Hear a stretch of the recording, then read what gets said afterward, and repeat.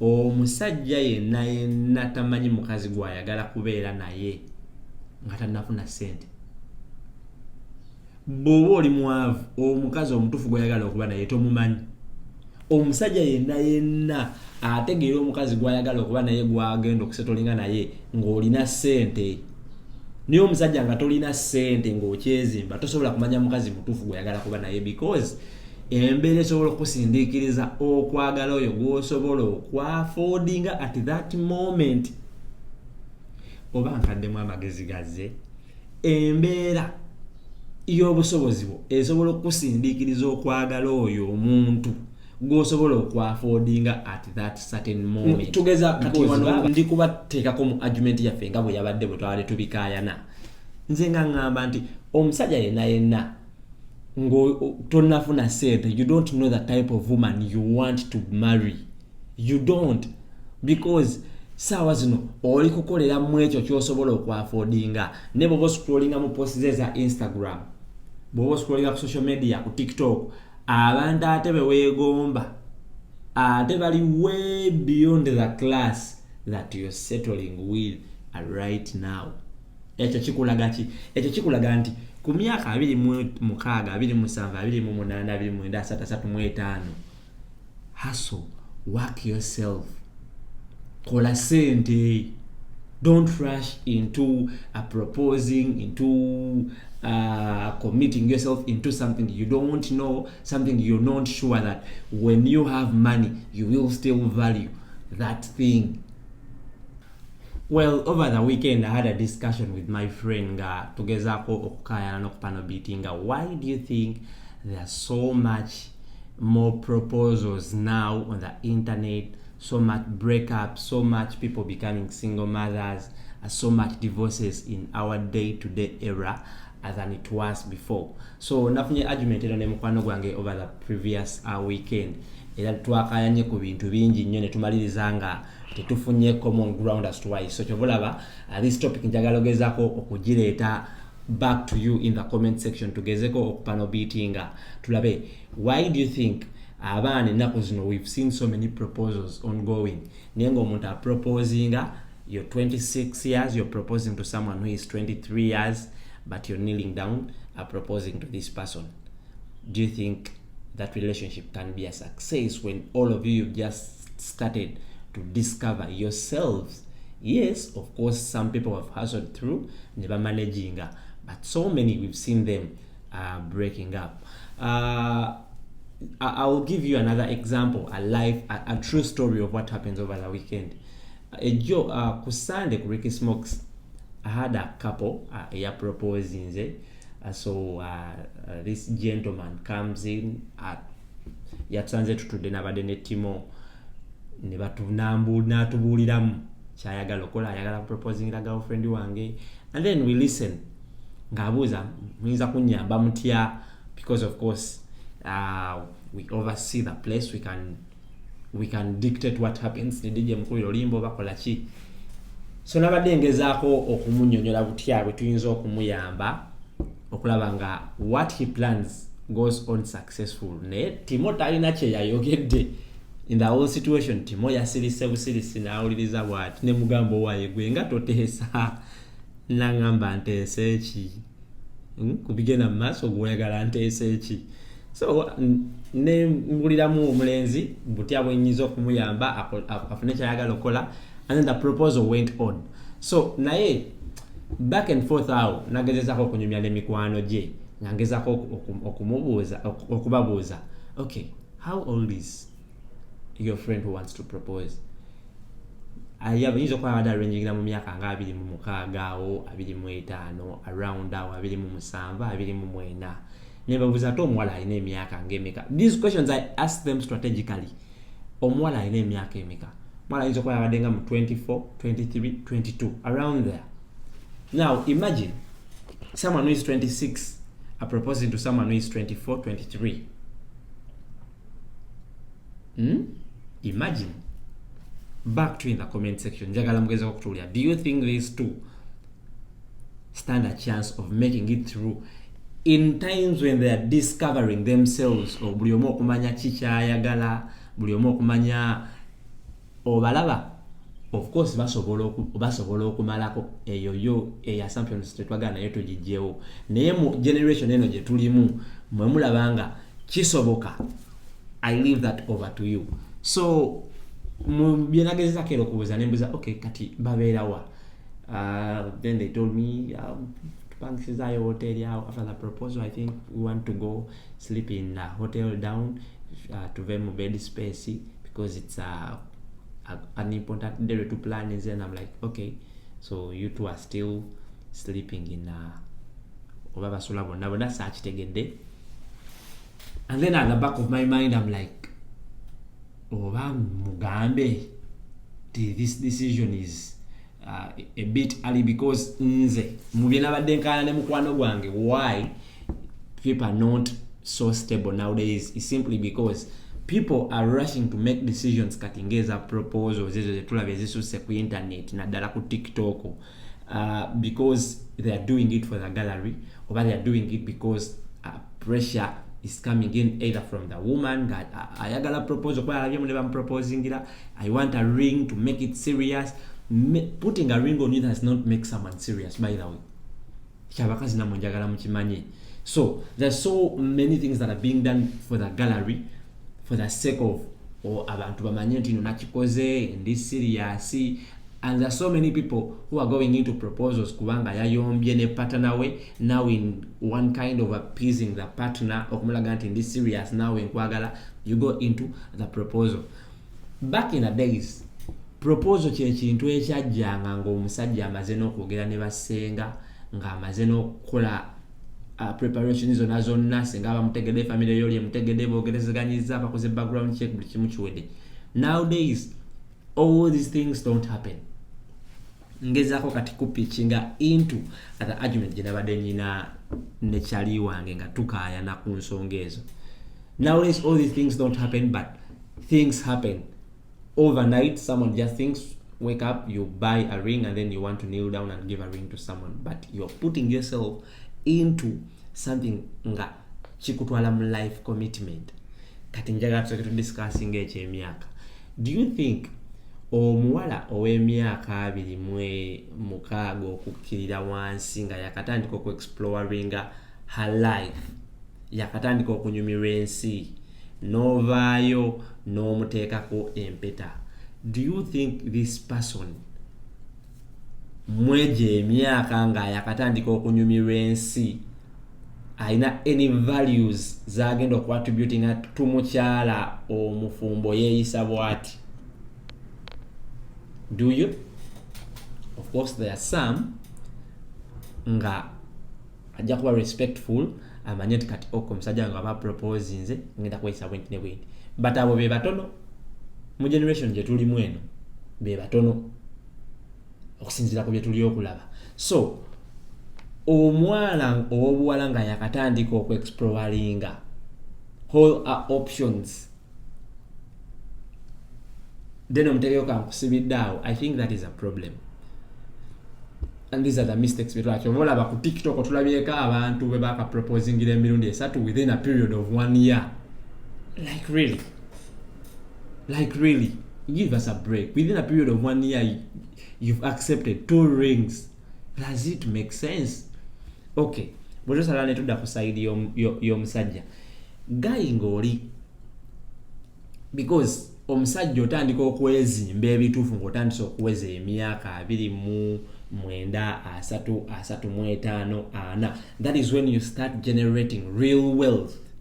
Va kuba n'abaana abalirako ente yazaalibwa ng'ewaka already waliyo sente, akuze already waliwo ebintu ebiri planned, oba bano sente bezitomedde. But I'm talking about omusajja ali okwezimba, otandika okwezimba between 29, 30, 34, 35, 40. Now you're kneeling down proposing at the age of 26, doing it for the gallery, doing it for the sake of I feel I love this person. Yes, you love that person, but what you're doing of proposing and going into that commitment, it is putting you into something lifetime, something that shouldn't be taken lightly, but something that this generation is taking lightly as a trend.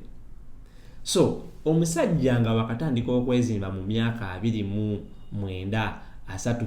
Ekisooka kyenjagala tu acknowledging omusajja yenna tamanyi mukazi gw'ayagala kubeera naye nga tannafuna ssente.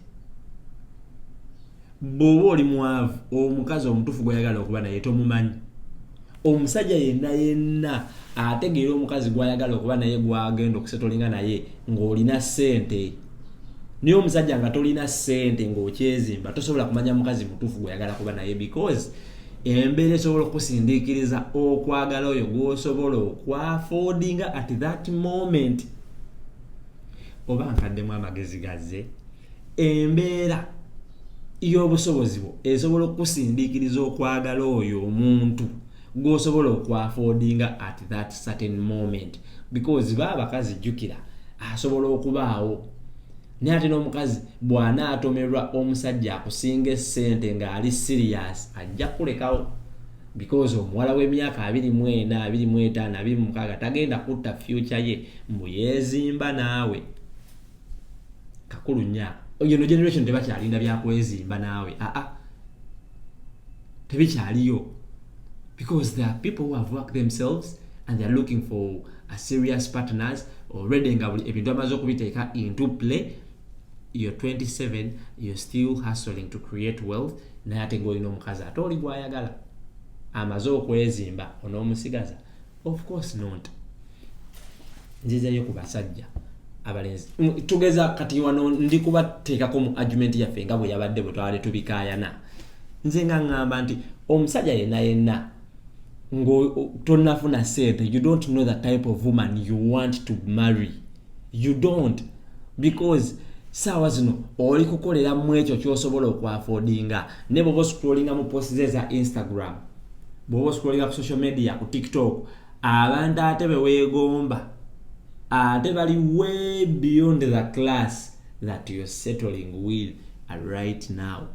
Ekyo kikulaga ki? Ekyo kikulaga nti ku myaka 26, 27, 28, 29, 35 hustle, work yourself. Kola sente.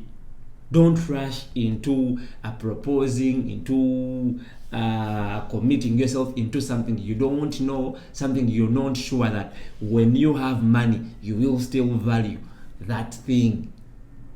Because the reason why we're having so many divorces now, it is because abantu basalawo nga bakyali mu mbeera ya kweyiya, no settling for something that you don't think is worth yourself, but because it is something you can accommodate at that time.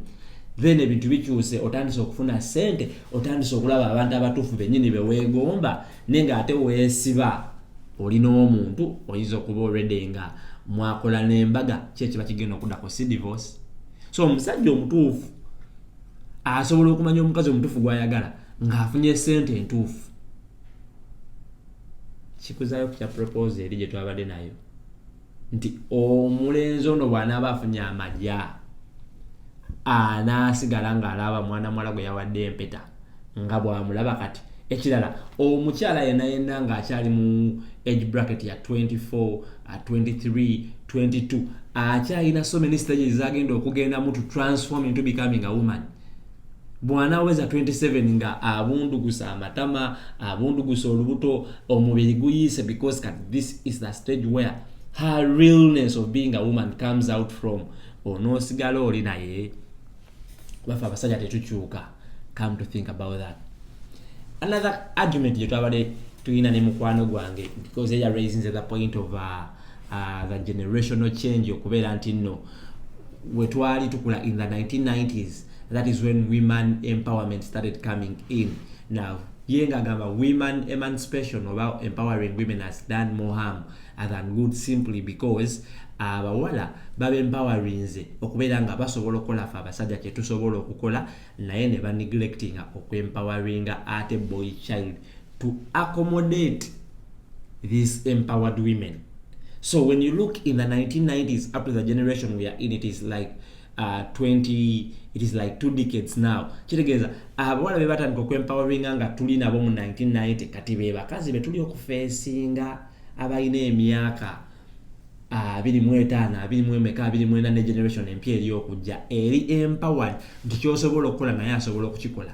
Naye ate mu empowering of these women baneglectinga okuteachinga boy child nti omukazi wanatuukira mweno level agenda kuba naye yeerabanga omusajja ng'asobola okukola kyosobola okukola. So olina okulegezaamu ku bintu by'okugamba nti nno nze ndi musajja sikola bwe, because we've seen now omukazi ng'agamba bw'oyendanga nange nyenda. Ekyo bazadde baffe bali tebasobola kyogera.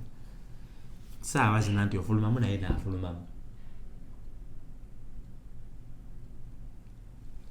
Wali eyo mu comment section, do you think mukwano gwange yabadde mutuufu mweno point gyayogera? Kati awo njagalira ideas zamwe, because njagala ebeere discussion. I want it to be a debate. Why do you think there are so many divorces, people becoming single mothers, so many proposals, as people are coming out, people are entering into proposals, as people are becoming single mothers, people are getting pregnant for guys?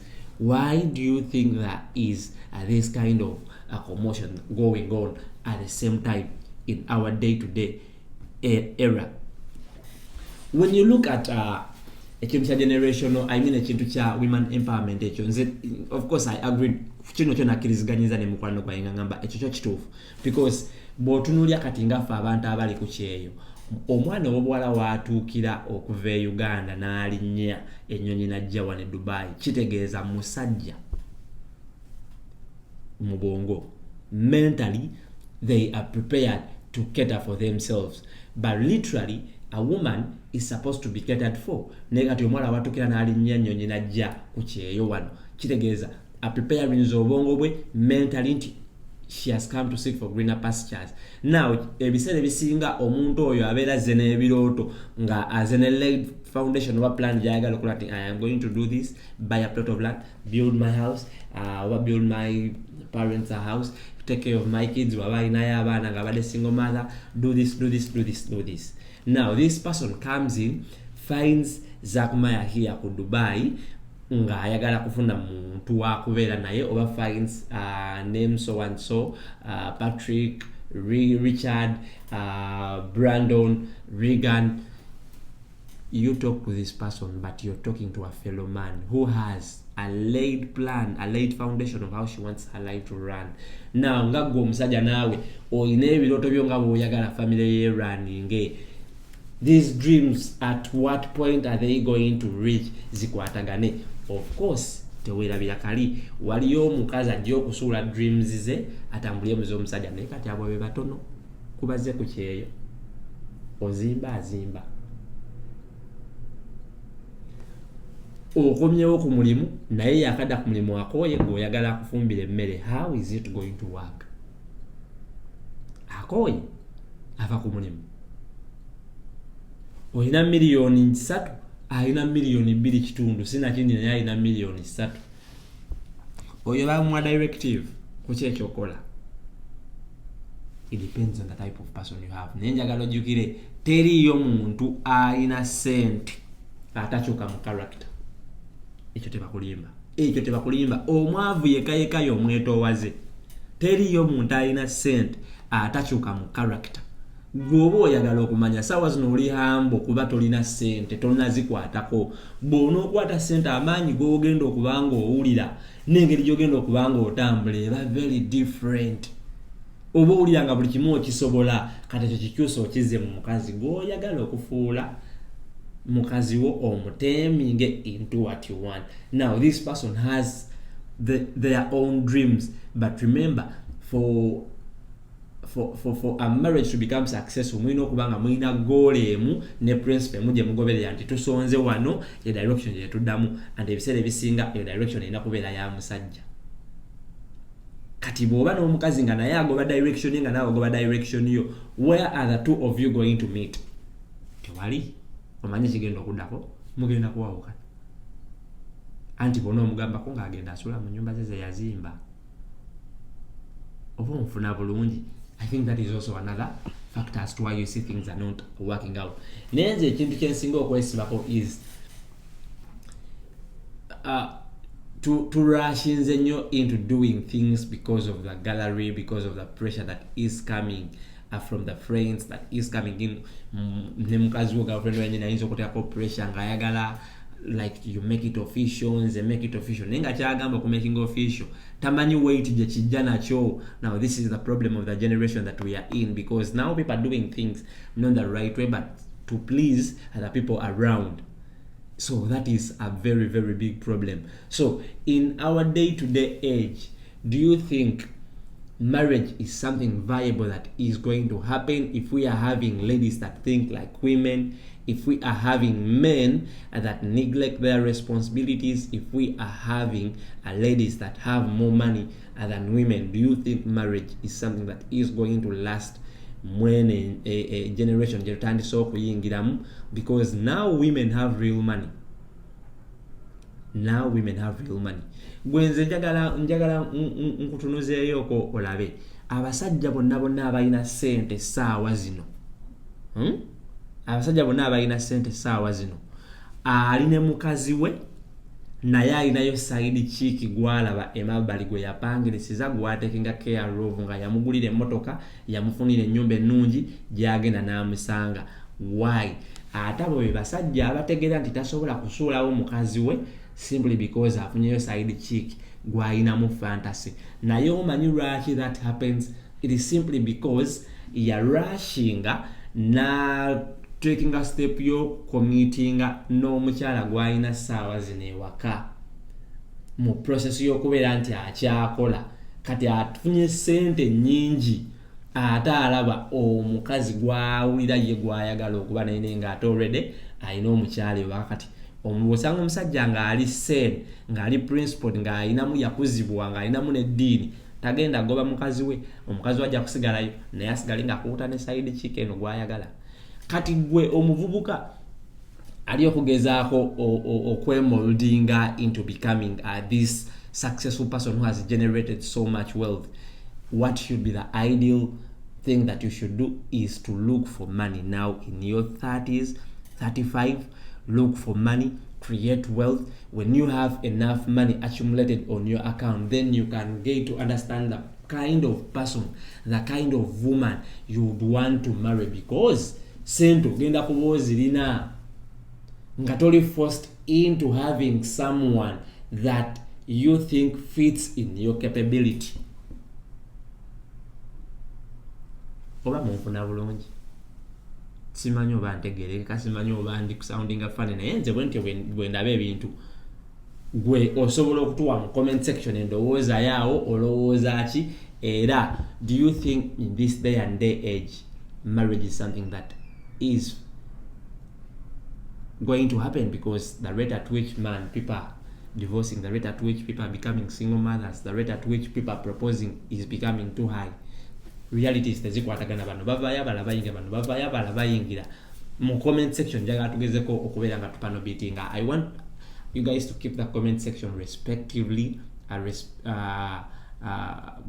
keep it sane, keep it positive.